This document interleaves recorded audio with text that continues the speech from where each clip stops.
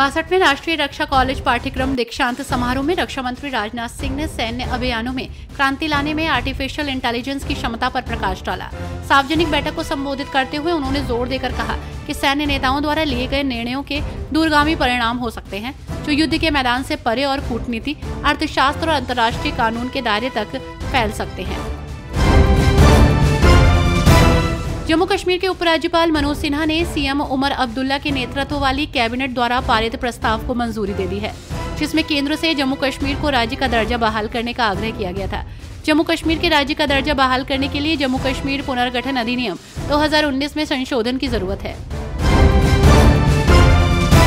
केंद्रीय खाद्य प्रसंस्करण उद्योग मंत्री चिराग पासवान ने बिहार के सिवान और सारण में जहरीली शराब से हुई मौतों पर दुख जताया। उन्होंने कहा कि ये एक दुखद घटना है। मैं मृतकों के परिवार के प्रति अपने और अपनी पार्टी की तरफ से संवेदना व्यक्त करता हूं।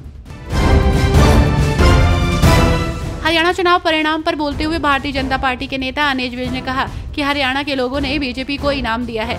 मैं हर मंच, हर सभा से छाती ठोक कर कह रहा था कि तीसरी बार हरियाणा में भारतीय जनता पार्टी बिना किसी के सहयोग से सरकार बनाने जा रही है, क्योंकि मैं जनता के बीच जाता था। आगामी झारखंड विधानसभा चुनाव के लिए सीट बंटवारे पर केंद्रीय मंत्री संजय सेठ ने कहा कि कल शिवराज सिंह चौहान, हेमंत बिस्वा शर्मा और बाबूलाल मरांडी ने प्रेस कॉन्फ्रेंस कर सब कुछ घोषित कर दिया है। गठबंधन मजबूती के साथ चुनाव लड़ेगा। कांग्रेस नेता और कर्नाटक के मंत्री प्रियांक खड़गे ने केंद्रीय मंत्री प्रहलाद जोशी से उनके रिश्तेदारों के खिलाफ एफआईआर पर सवाल उठाया। प्रहलाद जोशी को जवाब देने की जरूरत है कि उनका भाई उनके नाम का दुरुपयोग क्यों कर रहा है, बीजेपी बी फर्में क्यों बेची जा रही हैं। जम्मू कश्मीर के मुख्यमंत्री उमर अब्दुल्ला ने कहा कि मैं जम्मू कश्मीर के लोगों को आश्वस्त करना चाहता हूं कि अब उनकी समस्याओं को सुना जाएगा, उनका समाधान किया जाएगा। नतीजों की घोषणा से पहले ही कुछ लोग अफवाहें फैला रहे थे कि जम्मू के लोगों की अब उपेक्षा की जाएगी, क्योंकि उन्होंने नेशनल कॉन्फ्रेंस के उम्मीदवार को नहीं चुना। मैंने कहा कि ये सरकार सबके लिए काम करेगी और इसमें सबके प्रतिनिधि होंगे।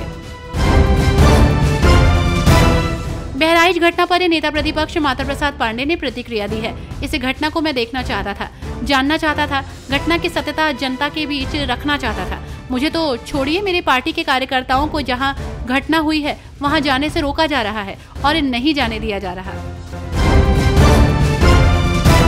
जम्मू कश्मीर को उसका प्रोटेम स्पीकर मिल गया है। नेशनल कॉन्फ्रेंस के नेता मुबारक गुल ने एलजी मनोज सिन्हा द्वारा प्रशासित श्रीनगर राजभवन में जम्मू कश्मीर विधानसभा प्रोटेम स्पीकर के रूप में शपथ ली। इसके बाद मुबारक गुल ने मीडिया से बात की। उन्होंने बताया कि उन्हें सदन के नवनिर्वाचित सदस्यों को पद की शपथ दिलाने की जो जिम्मेदारी दी गई है उसे वे बखूबी निभाएंगे। उज्जैन में नगर निगम द्वारा सरकारी जमीन पर अवैध रूप से बने मकानों और गोदामों पर नगर निगम और जिला प्रशासन की तरफ से कार्रवाई की जा रही है। इस दौरान प्रशासन की तरफ से अवैध रूप से बने मकान, दुकान, गोदाम और कारखाने के अतिक्रमण वाले हिस्से को गिराकर जमींदोज करने की कार्रवाई की गई है।